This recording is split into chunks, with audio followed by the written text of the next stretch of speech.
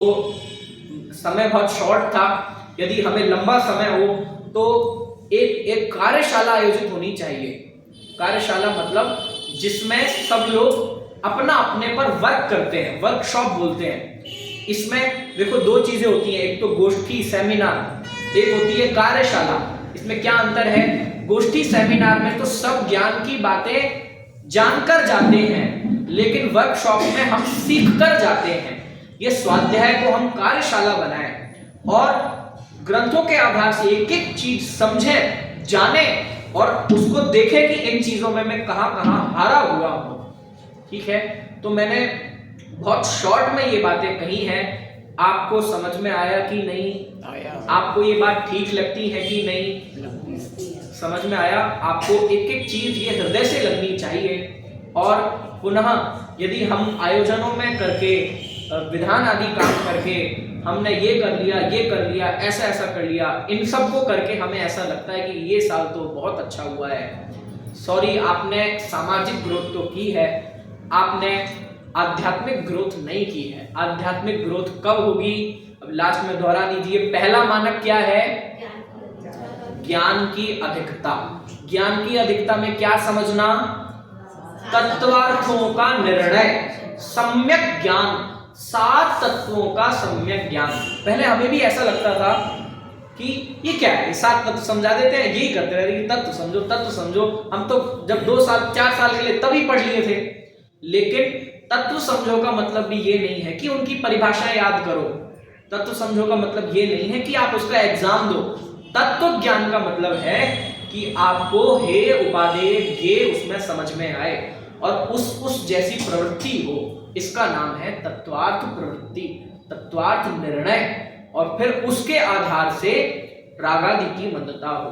अब बस मैं टोडरमल जी का एक पैराग्राफ पढ़ के अपनी बात समाप्त करूंगा और आप सब लोग इंतजार कर रहे हैं कि हम कुछ अच्छे अच्छे भजन, अच्छी अच्छी भक्तियां अभी सुने और उनका भी लाभ उठाएं, उसके माध्यम से भी हम सीखें, आत्मिक ग्रोथ करें। आज मैं बहुत बढ़िया बढ़िया भक्तियां आपके लिए लाया हूं, भजन लाया हूं। ठीक है, तो वो हम यही, आप लोग बहुत शांत बैठे दिखाई दे रहे हैं, तो हम ऐसे ही हम सुनेंगे। ठीक है, पहले मैं टोडरमल जी साहब का एक पैराग्राफ पढ़ रहा हूं, बहुत इंपॉर्टेंट है। इस 7वें अधिकार में प्रतिज्ञा के स्वरूप, सम्यक चारित्र का अन्यथा स्वरूप में उन्होंने बहुत बढ़िया लिखा है। देखो, क्योंकि आज न्यू ईयर है ना, न्यू ईयर रेजोल्यूशन करना है, तो आप लोगों ने यदि नहीं किया हो तो कोई बात नहीं, 2 तारीख को भी न्यू ईयर बन जाता है। जब जागो तब सवेरा। समझ में आया? कोई सोचे कि क्या 30 दिसंबर को प्रतिज्ञा नहीं की जा सकती है? तो कोई बात नहीं, यदि आज, अब न्यू ईयर पे तो दुनिया भोगों में ही जा रही है, भोग ही विषय का साधन बना रही है न्यू ईयर पे। तो कदाचित आज आपने यदि, वैसे तो स्वाध्यायियों से आशा यही है कि उन्होंने सकारात्मक प्रतिज्ञाएं की होंगी, लेकिन यदि नहीं की हो तो हम थोड़ी सी उसका गाइडलाइन ले लें कि हमें यदि नहीं की है तो हमें क्या करना है।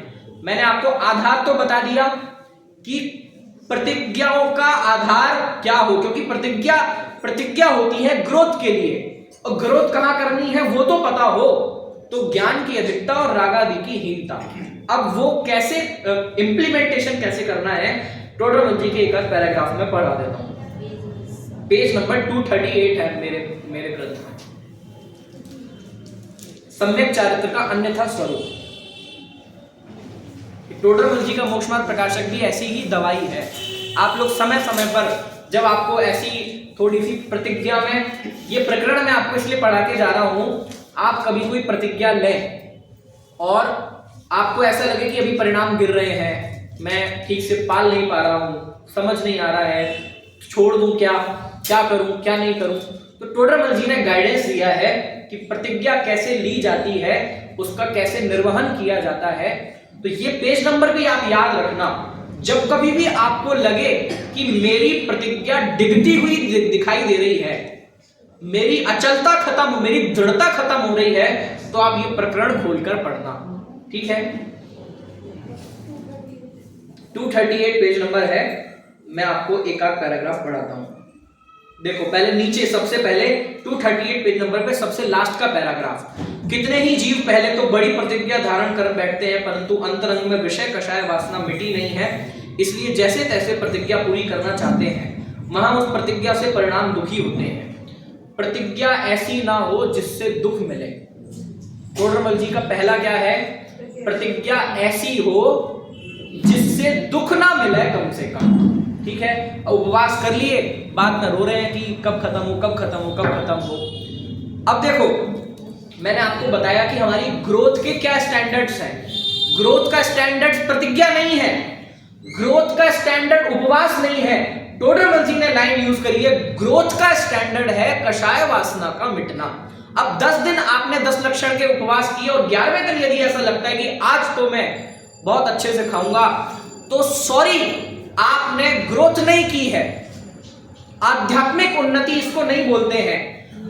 दुनिया तो ये कहेगी कि देखो इन्होंने आध्यात्मिक विकास किया है उपवास करके, लेकिन यदि आपको 11वें दिन जिस चीज का त्याग किया था उस संबंध में विरक्ति उत्पन्न नहीं हुई है, तो वो ग्रोथ नहीं है। ठीक है, ये हो गया, मैं उदाहरण नहीं पढ़ रहा हूं। ठीक है, फिर अब ये तो आप हम सब इतने विवेकी हैं ही कि त्याग का भी क्रम होता है। पहले अधिक पाप का त्याग किया जाता है, फिर छोटे पाप का।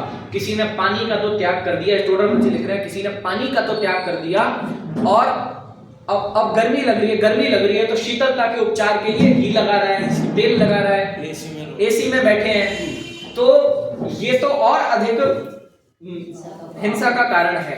ठीक है, ये हुआ।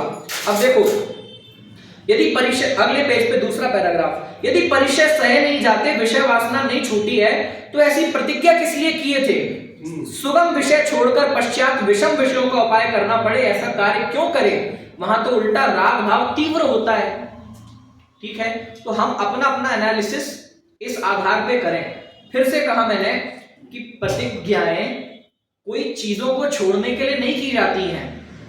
आप ये चेक करें कि मेरी राग की तीव्रता कहां कहां है। राग घटना चाहिए। अब आप कुछ भी करो, राग घटना चाहिए। अब देखना, यदि आपका प्रक्षाल की प्रतिज्ञा से राग घटता है, मोह घटता है, प्रमाद घटता है, तो वो प्रक्षाल की प्रतिज्ञा भी धर्म कही जाती है। समझ में आया? स्वाध्याय की प्रतिज्ञा से परिणामों में विशुद्धि होती है, तो वो स्वाध्याय की प्रतिज्ञा भी उपचार से धर्म कही जाती है। यदि ऐसे ही कोई भी प्रतिज्ञा, ऐसा कोई भी काम जिससे परिणामों में विशुद्धि हो, वो उपचार से धर्म कहा जाता है। लेकिन वो फल तो मिले, लेकिन यदि वो प्रतिज्ञा करने के बाद आसक्ति बढ़ती है तो फल ही नहीं मिला, प्रतिज्ञा का फल ही नहीं मिला। प्रतिज्ञा का फल है सहजता, प्रतिज्ञा का फल है वितरागता, वो नहीं मिला तो जीरो की जीरो हो, सबकी सब। समझ में आया? आगे देखो, अब ये हो गया। हाँ, अब देखो 4th नंबर का पैराग्राफ। अथवा कितने ही पापी ऐसे भी हैं कि पहले प्रतिज्ञा करते हैं, बाद में उससे दुखी हो तब प्रतिज्ञा छोड़ देते हैं। ठीक है, पापी शब्द यूज कर रहे हैं टोडरमल जी। और प्रतिज्ञा लेना छोड़ना उनको खेल मात्र है, सो प्रतिज्ञा भंग करने का महापाप है। इससे तो प्रतिज्ञा ना लेना ही भला है। पॉइंट, क्योंकि कॉन्सेप्ट ये है कि प्रतिज्ञा लेना धर्म नहीं है, नियम संयम धर्म नहीं है। नियम संयम से जो रागादिक की मंदता है वो धर्म है। और हुआ क्या? नियम संयम लेने से बड़े रागादि, कदाचित उपवास आदि से मान बढ़ा, है ना? धार्मिक आयोजनों में सम्मिलित होने से मान बढ़ा। अरे मान बढ़ता, दान करने से यदि मान बढ़ता है तो आपने धर्म तो नहीं किया है। ठीक है, अब इसका समाधान क्या दे रहे हैं कि यदि कोई पापी को ऐसा विचार आता है कि अब मैं छोड़ देता हूं, कभी करे नहीं करे। देखो, जैन धर्म में प्रतिज्ञा ना लेने का दंड तो है नहीं। यदि कदाचित आपने प्रतिज्ञा नहीं ली तो कोई दंड तो दे नहीं रहा है आपको। जैन धर्म में तो ऐसा उपदेश है कि पहले तो तत्वज्ञानी हो। जो पहला नंबर का होमवर्क बताया मैंने, कौन सा होमवर्क? 7 तत्वों का डिसीजन, स्ट्रॉन्ग डिसीजन। ठीक है, तत्वज्ञानी हो, फिर जिसका त्याग करे उसका दोष पहचाने। त्याग किस लिए किया? कि सम्मान होगा। त्याग किस लिए किया? कि अच्छा लगेगा, थोड़ा धर्म हो जाएगा। अरे त्याग किसी चीज को हे समझ के किया जाता है, ये कॉन्सेप्ट है। आपने यदि भोजन का त्याग किया है तो भोजन का त्याग तो सेकेंडरी, आपको भोजन ग्रहण करने में कुछ हेता नजर आती है कि नहीं? अभक्ष्य का त्याग किया, अभक्ष्य का त्याग सेकेंडरी, आपको दोष समझ में आता है क्या? तो ये कहा कि दोष पहचाने, त्याग करने में जो गुण हो उसे जाने, फिर अपने परिणामों को ठीक करे, वर्तमान परिणामों ही के भरोसे प्रतिज्ञा ना कर बैठे। अभी ऐसा अभिभावुकता में प्रतिज्ञा कर ली, अभी सब प्रतिज्ञा ले रहे हैं, पंडित जी ने हाथ उठवाए कि कौन कौन ऐसा करेगा, तो सबसे ऊंचा कौन क्या सोचेगा, तो मैं तो हाथ खड़ा ही कर दूं। करते हैं कि नहीं करते हैं? तो वर्तमान परिणामों के भरोसे प्रतिज्ञा मत कर लेना, भविष्य में निर्वाह होता जाने तो प्रतिज्ञा करे, तथा शरीर की शक्ति व द्रव्य क्षेत्र काल भावनिक का विचार करे। इस प्रकार विचार करके फिर प्रतिज्ञा करनी, वह भी ऐसी करनी जिससे प्रतिज्ञा के प्रति निरादर भावना हो, परिणाम चढ़ते रहें, ऐसी जैन धर्म की आज्ञाएं है। ये मुझे पढ़ाना था, और जिनको विशेष रुचि हो वो 1-2 पेज आगे पीछे